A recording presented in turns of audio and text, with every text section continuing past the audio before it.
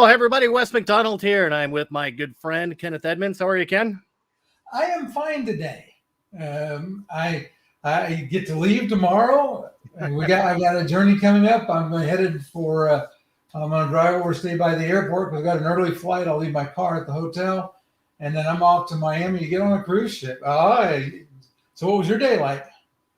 Well, so far busy. I was supposed to pick up my passport before the new one, before my last trip, but because I couldn't go, I didn't bother. So I went this morning to pick it up, and of course, government services being what they are, queuing up in lines is always a blast. But I got this new shiny passport, which is good for 10 years. So my first trip officially, which is supposed to be my second trip, will be to Vegas next week for ITEX. I leave on Monday. I'm pretty excited about that. Sorry about the distraction. I was trying to move my microphone and it came apart. I had to fix it. The joys of life. Yeah, it's so very cool. You need one of these, Ken. I just picked up this new one, and it works a lot better than the last one that I had. Yeah, I may change that. I have this on a tripod because it's like a boom mount. And in general, I like it, except that since I'm now using a standing desk, interesting. Yeah, you've got some new challenges. Yes, new challenges. So I'm working on fixing those. But yeah, so that's very cool. And I guess we could talk about, actually, first of all, we have to ask the first question of the day. Ask away. Where are you watching from? So tell us where you're coming from, because I'm in North Carolina. I am in North Carolina right now. Next week, I will be somewhere else. West is in Canada right now, and next week he'll be somewhere else. Yeah. And speaking of somewhere else, are we going to try and do are we going to try and do the live stream? Me from Vegas, you from a ship? Yep. We're going to try. All right. And for those that are in Vegas, I'll try and hide out somewhere doing the broadcast out in the open. So if you want to stop by and get yourself in the video with us, then we'd be quite happy to welcome you there. Yeah, I'm pretty excited. So Monday I get in, and this is how travel works now, Ken, for Canadians. So I have to get a rapid test to get into the States, which is fairly easy. So I'll get that done on Saturday. They get results in about 15 minutes. There's a CanPass app, which I have to download all my information to, on top of my Nexus and passport and all the other stuff that you have to do. Then, as soon as I get off the plane in Vegas, I head straight over to a place where I've got an appointment booked to get my PCR test, which will then have the results ready in 24 to 48 hours. And then I will enjoy ITEX, hopefully, comes back negative, and head back to Canada on Thursday. So for everyone that's going to be there, looking forward to seeing you. And look, we got Dinesh Kumar from the UAE. Welcome, Dinesh. Good to see you again. How are you, buddy? And we have Dinesh join us on several occasions. So hope all is well in your part of the world. Yeah, so talked about how challenging it is, right? And it's kind of a good segue into what we're going to be talking about today, which is quite simply the 10-day challenge. And the first thing I'm going to do is bring up all of the sponsors that actually helped us do this, because we would not have been able to otherwise. And Ken, I am always just amazed by the generosity of people in our channel, right? Like people helping to support this initiative. And so you can see the companies there that actually helped make this possible when we did the 10-day live challenge. And you know what amazed me, Ken, is just how quickly people came forward to be part of this initiative and to really help out. Because as you know, because you helped me work on it, putting this challenge together is no easy feat. It's not just a question of showing up every day for an hour and talking, right? That the course content that we created, some of it which we've done in our consulting, but had to hone down for kind of these free sessions, everything else. It was quite a bit of work. So thank you to the sponsors for, making it worth our while and your while, for getting this together, right?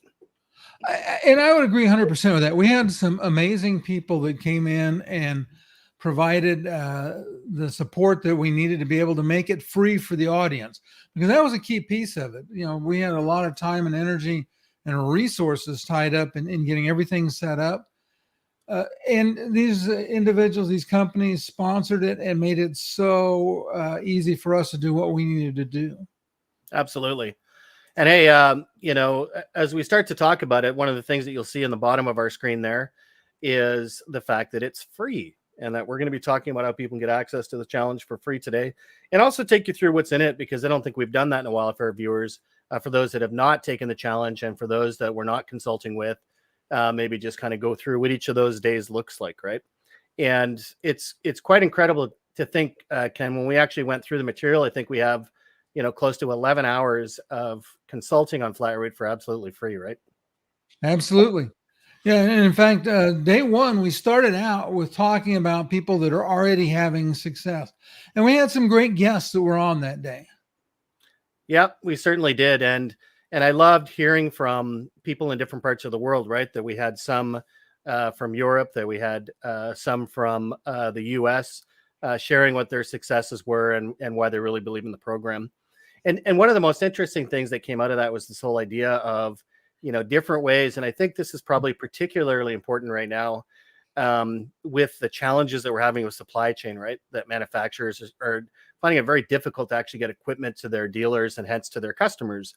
And that a lot of people that are doing flat rate, they actually own a fleet of devices, some gently used, some brand new, which they then put into those customer environments for flat rate, right? Included in the actual charge, which is pretty cool. So yeah, I found that very interesting. And that was definitely a European perspective, but we're starting to see that happen more on our side of the pond as well. And you forgot to mention, because we had some of our friends who were there from France. Yeah. And they, that actually, some of that was what they were doing in the islands in the North American continent. And it was pretty interesting to listen to how they structured their program. And, I guess that's one of the things I would say is that flat rate is not going to look the same for everybody, No. but it's going to have a lot of common features. Yes. And it's funny that you mentioned that, because I think that we get this very narrow, sort of view of flat rate is, right? And that there are so many ways to do it. And I was preparing actually my presentation, doing some final touches for iTex, and I'm speaking on basically subscription models, right? Of course, flat rate, which is one of those. But if you think about it, even a lease is a flat rate. At least for that piece of equipment, it's understood exactly what they're going to be paying every month for that piece of equipment. Sounds like a flat rate to me, right? The portion of that which then has to be transitioned on the service side, etc. That's what we can help with, right? But it's not to say, I've heard people say, oh well, you're not going to be selling equipment under a flat rate program or leasing equipment. It's like, I don't understand why people would think that, because absolutely you can, right? One of the things I loved about that on the first day too, is looking at those successes, was this idea of standardizing fleets, right? And that there's a new reason to standardize fleets. In other words, I would never recommend somebody going to a flat rate program and just say, yeah, whatever device you have, we're going to put that under flat rate. Forget about it.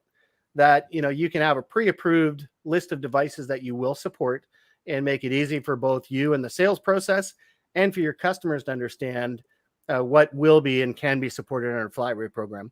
And Ken, what would a dealer do if, let's say, only 60% of the fleet was compatible? Well, a smart dealer what they would do is they would buy those. In fact, you'd buy the whole printer fleet, Right. and so that they're yours, so you can control them. And then you go through and weed out all the ones you didn't like, and you'd put in ones that are things that you're trained on, that are easy to support, that have low page cost. And at that stage, you've already improved your profit margin significantly. But it's also good for the customer, because what happens is now they have a same set of supplies, same set of print drivers. Yeah. Everything is easy. And that's the whole thing about flat rate, is both from a dealer perspective and from an end user perspective, we want it easy. Yes. And so for all those that are watching, when you get access to the challenge for free, if you haven't been through it already, you will learn more about everything we just talked about on day one. And that was a fun day. So Ken, what did we talk about on day 2 of the challenge?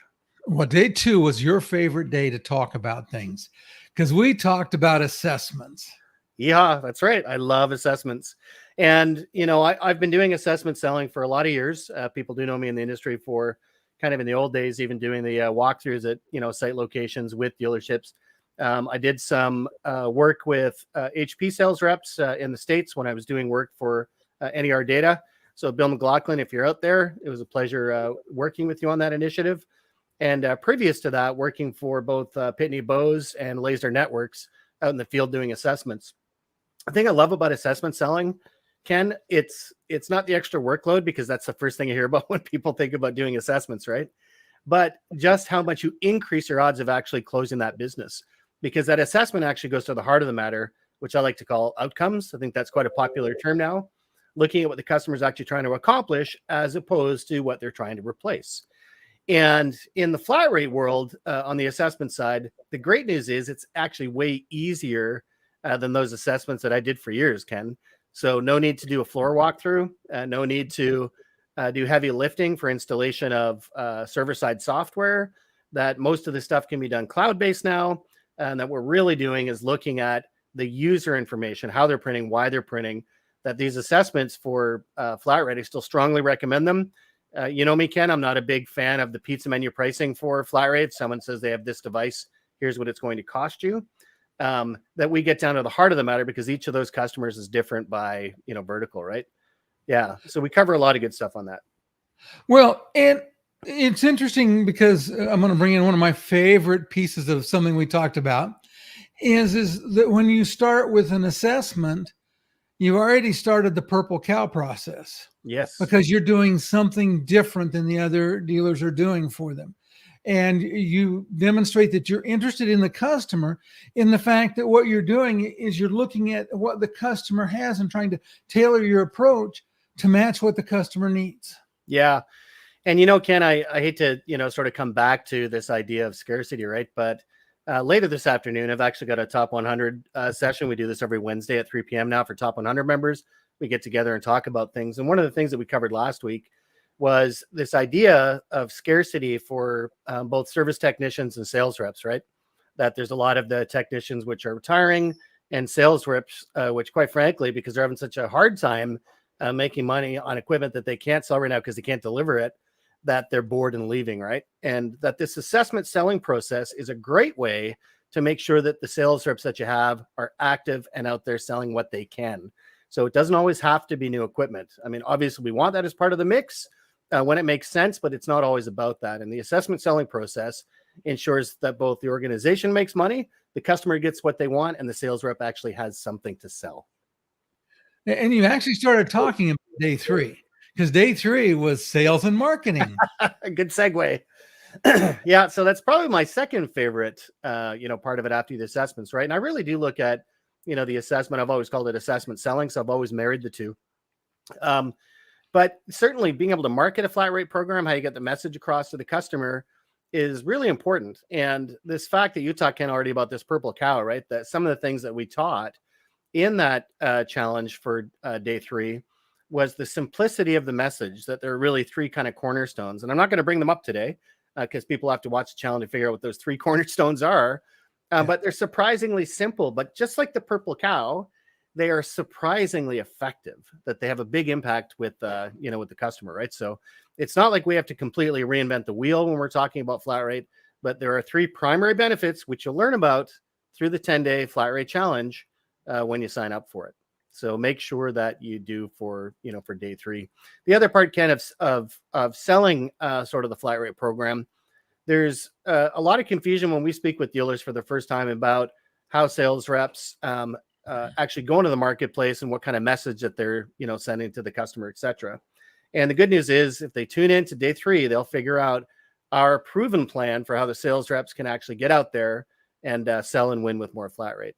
It was interesting, Ken, when you were at the BTA event a couple of weeks ago, which I couldn't be at, that one of the dealers in the room was talking about a flat rate deal that they had won because the customer had some needs for it. It was a customer that they were in threat of losing to competitors based on price, and they kept that customer, because of the flat rate that they delivered. Right. That's what's great about the selling process, is the ability to keep more customers from leaving, just based on price alone. Right. So make sure you check out day 3. Well, and I'm going to comment, I'm not going to give away the whole store on day 3, but one of the other pieces of it is the purple cow theory helps you find a method that keeps your profit margins up. The dealers are worried about it hurting their profit margins, but in reality, the whole process is designed to improve your margins. Wherever you are today, the odds are very good that you're going to be in a much better place when you go flat rate.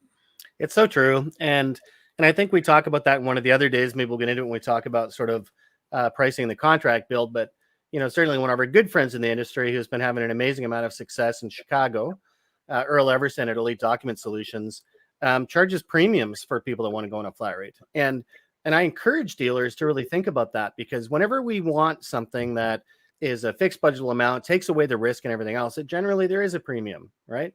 And that it's okay to ask for that premium, because that's the customer wants that fixed ability to be able to budget for their print, so they can pay a little more for that ability. And as we've done, I know it's covered in the challenge, but I love to do a 3-stage quote. One where we don't make any changes to the customer environment, we just provide them with that budgetable amount at a premium. The second is to introduce some rules to be able to take some of the cost out based on simple waste, like printing too much color and email and web printing, etc., and other things I won't get into. There's a whole stage for that. And then the third one, which is harder, we put in rules to be able to improve the print security in the environment, and to make sure that they're really starting to get rid of some waste, right? So in that 3-stage quote, the first one definitely can be a premium price. And Ken, as you know, the second and third one, even though the customer is paying less, because of the way that the program is built, the dealer is actually making more, right? So everybody wins. Yeah, we'll talk more about that when we get to day 6. But day 4 was when we started talking about hardware and software. And it is when we deal with both of them in the quote that we start to create a layer of obscurity. And that is where some of this power comes of this program. Yeah, it's true. And that's one of the reasons I love so much. Where there's mystery, there's margin. That's been a mantra on our space for a long time, right? And that's not saying that we're being unfair to the customer, trying to hide anything. But when we're solving complex problems and we're bringing solutions to the table, there is mystery to our competitors, that's for sure. And that's one of the things that we, through the flat rate program, want to be able to make sure that we instill. So absolutely making sure that for competitors, there's a lot of mystery to what you're doing, so they can't just come in and undercut you on price. And that's one thing that's always scared me about the pizza menu style pricing, that some people want to go after simply because it's easier. And I get it. But it's also easier for competitors to come in and undercut that price, right away. Right. So yeah, completely love the ability of using different software tools to create some of that, some of that mystery. Right. Okay. And day 5 was my day. Because day 5, we talked about service. And for those that have heard me speak or know me, I am so passionate about service in our industry and stopping the race to the bottom. And that's one of the things that I love about flat rate. I love the ability to add other things in, and we'll talk about that when we get to day 10, our last day. We talked about that. But there are a lot of things that we can do to make life better in service that, again, are going to be good for the customer, because that's what we want to do with all of this. Is it has to be good for the customer. Still fighting with my microphone. It's wanting to sync on me, but I'll hold it for a minute. But what we do is we start to simplify and standardize. We start to make sure that we right size the equipment, because the way the current compensation model, and we'll talk about that when we get to that piece of it. But when we standardize the fleet and when we start putting the right size equipment in, all of a sudden the complexity in service goes way down. Our techs become a lot more proficient.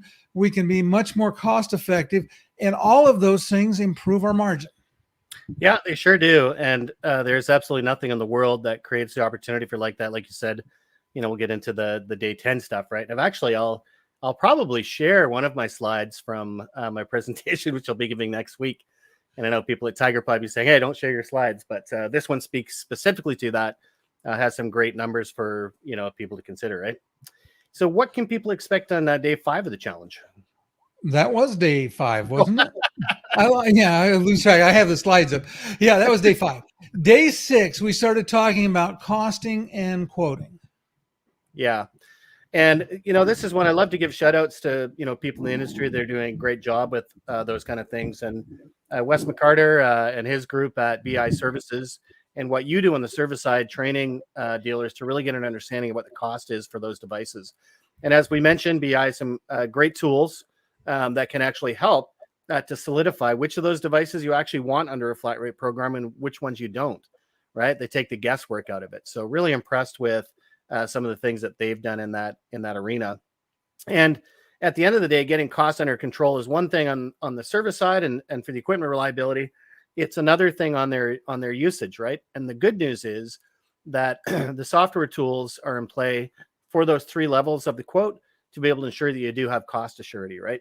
To make sure Right. that those things are incorporated also into, the contract. And I want to talk about that because I know that's another day. Well, and it does seem like you had a pretty nice tool that you showed that day. And for dealers that asked nicely, I remember it seemed like you could make it available for them. Absolutely. Yeah. So what Ken's talking about is the flat rate calculator. We have a simplified version, and I will say that a simplified version for those through the free program. We obviously have a more complex one for those that we consult with and help out. But the free version is great. It's a great starting point for you to be able to start actually building out those flat rate quotes and understanding what kind of impact the rules that you apply can have on those 3 layers of your quote to the customer, right?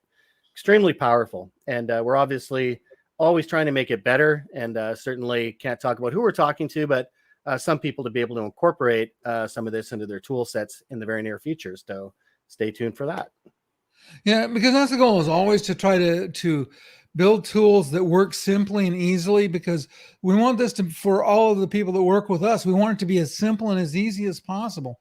That's part of one of the things we do in our coaching and mentoring program, is we help them see simple ways to solve the challenges that may come up. Day 7, we went on and we talked about contracts and financing. Yep. And this is one area that I absolutely love, Ken, because there seems to be some confusion around the contracts and what you can say and can't say in those contracts, right? And we have come up with a bunch of free things that we share that can be incorporated into your contracts to be able to help with that, right? So I would certainly make sure to, and again, I'm not going to go through the details on that because that's extremely valuable. Can get it in the challenge, and certainly encourage you to try and try and have a look at that, right? Yeah, very much so. I will say one thing about the contract language, though, is it's not as complicated as people think, and that we have lots of examples to draw from that exist in the world, right? And I was speaking with a large dealer partner of mine yesterday, and we were talking about some of those contract values and said, can't be afraid to put certain things in the contract. We've had coverage in contracts forever. We've had all kinds of different clauses and stuff, which we very rarely draw on, but they're there for both protecting us and making sure that the customer has a clear understanding of what the boundaries are for the programs, right? So, Right. just like when we talk about coverage amounts being in the contract, and that conversation we have with the customers and say, hey, look, we don't want you bringing in, in-house stuff that you had out-house before, which, you're having done at a printers because they're full bleed color, right? Like that simply wouldn't be fair under a cost per page program. Similarly, there are things that wouldn't be fair under a flat rate program. And that day we cover a lot of those things that people can put into their contracts. So good one. Well, and we have some good partners that we're partnered with to help make that simple, that have contracts with that kind of language in. So we cover, like I said, a lot in that day. Day 8, we go into upselling and PBRs. And I was having a conversation yesterday with my service manager class. And the one thing that occurred to me, then you and I haven't talked about this, but I'll throw this out as an idea, is I think that this is a perfect time and a perfect place to discuss separating our sales team into 2 different categories. Yeah. Yeah, and you hear a lot about people that are, you either have farmers or hunters in the sales mentality. And I think that this is the place that really comes in, that maybe we take our hunters and their goal and their sole mission in life is net new. And we take our farmers and their job, because they're really good at those kinds of things, is to continue to take care of our existing customers. Yeah, and to grow those existing customers, right? That's what I love about it. It gives inside sales reps much more opportunity for, growing out existing accounts with some of these new offerings. And that's day 10, and I'll share a slide once we get there. But so what did we talk about on day 9? So day 9, we're back office. We had to figure out, now we're thinking about all of these things, and there might be a little bit of work in the admin side we need to get ready. Yeah.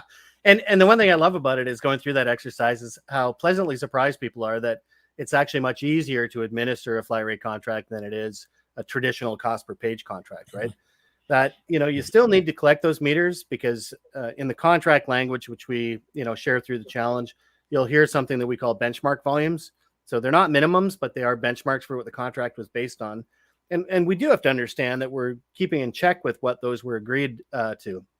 That being said, the invoice that goes out to the customer every month is typically billed ahead of time. So instead of waiting for arrears and getting paid, 60, 90 days after we've sent out an invoice, just like other subscription services, those customers are paying at the front end of that month, which is phenomenal, or the quarter, however you have the deal structured, because we don't need the meters for the bills anymore, right? We don't need the meters to be able to get money from the customers. So yeah, I just love that for the back office stuff. Of course, lots more covered, but that's certainly one of my favorite aspects, is just how much we can actually simplify the administration, of actually getting customers their invoices.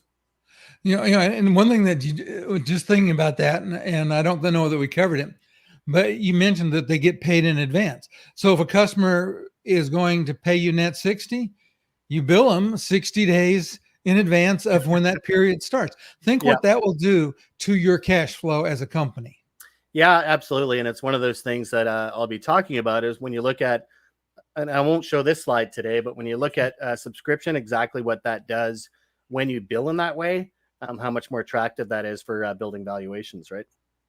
Oh yeah, that's great. And then the last piece of it, the last day was we talked about converged services, and you and I are both passionate about converged services. And it was interesting that at the BTA event, got to watch this hand; it keeps hitting the mic stand. But at the BTA event, one of the things that we talked about was converged services. Yeah, it was something that we discussed with a dealer panel. It was, the manufacturer panel. We discussed it in the dealer panel. I discussed a little bit of it in presentation. You discussed a little bit of it in your presentation. So collectively, there was a lot of talk and some great success stories of dealers. And they told stories of how by adding other products, it gave them a different way to approach a client.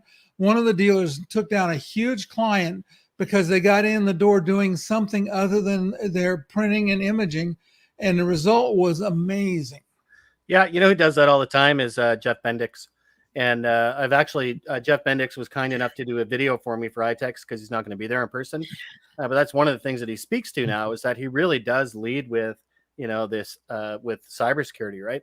And another good friend of mine in the industry over at Marco, Dan Larkin, he's doing a video for me as well. And one of the things that he said, which is really cool about it, is just like, the telephony carriers, right? That you can start to bundle things and reward customers for those bundles. So maybe that bundle includes managed print, cybersecurity, and network services, just like maybe your bundle, for your small home office includes your internet, your telephone, et cetera, right? That you can bundle these things and make more money and give the customer more value. So that slide that I have up there, this is the only one that I'm going to share until next week. But it really does speak to what we talk about in the 10-day challenge, which is just where those opportunities are. And I would certainly pay particular attention to both cybersecurity and the cloud opportunities. That there, certainly is no avoiding the cloud, and there's a ton of money to be made there. So look at both the size of the market and the compound annual growth for each of those sectors, right? So yeah, some pretty exciting stuff if you're willing to, to actually start converging some of your services, right? Well, and it's interesting. I'm going to share a story because one of the dealers that I knew really well is in the BTA. It was kind of interesting. He recently sold his copier company, and he now has an IT security based. So he took the exact things that we were talking about adding in to the mix, but he decided just to peel that out and do it separately because he was bored with copiers. So. And lots of opportunities, no right or wrong way.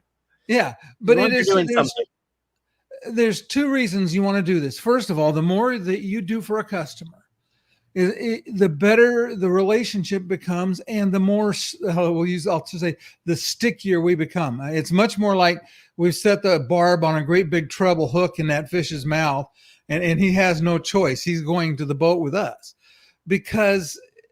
And it's not, and again, I never, and anybody that knows me know I'm firmly believe that the most important thing you do is take care of your customers. In fact, my favorite book of all time is Customers for Life by Carl Sewell. And it talked about this, that he figured out what the value of a luxury car customer was over the course of their life. And it was in the last edition, I think it was over $600,000 worth of cars that typically will buy. Wow. And he treats every customer that walks in the door like they're a $600,000 customer. And so they get amazing service. I love it. And so there you go. That's the 10 days of the challenge. And you can get access to it for free. You can reach out to either Ken or myself, and we'll make sure that you get your code when you register on the website. And where else can they find it, Ken? Did we put it anywhere else, or should they just reach out to us? Well, I think I have a page, but I don't have the URL. The best thing right now, actually, the best thing, because again, we're taking all the money out of my pocket, so we might as well help somebody else in the process, is to join MPSA, and you can get that free if you join MPSA. And that covers almost all the value, because it's normally $239. That covers almost all the value of the MPSA. But for this week, so for the next 7 days between now and the start of ITEX, anybody that wants access, they can reach out, contact Wes, contact myself, put a comment in the down below in the chat here on the video. We'll keep an eye out for it. Yeah, there we go. Just knocked my mouse off my table. This hand just waves. I can't talk. Sitting down, I can hold my hands a little stiller. Standing up, it's really hard. My wife would say I can't speak if you tied my hands. But anyway, if you reach out to us, we'll get you the access to the challenge. And we got some exciting new announcements coming up in several different areas. So by the time I get back from my travels and Wes gets back home, we're going to have some new things coming out. Yeehaw. Well, Ken, thanks again for joining me on this lovely Wednesday, and certainly look forward to seeing everyone at ITEX next week. I can definitely get those that are there access to the challenge while I'm there. And Ken, look forward to doing a live stream with you from your part of the world and from Vegas next week. Yep, it's going to be fun. We'll see everybody. All right, everyone, have a great day.